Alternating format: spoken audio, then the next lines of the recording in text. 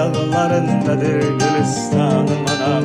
Sensiz tüsmez yürek, Allah ayırmasın.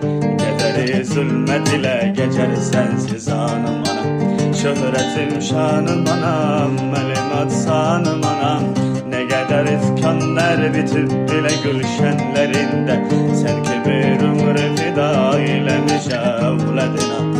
Ne kadar azap gizlenip saçının denleri. Mama Music Multimedya Portalı. Canım anam, tamirde kanım anam. Cennet ayaklarındadır Gülistanım anam. Sensiz söz ve sürey, Allah ayırmasın. Gederiz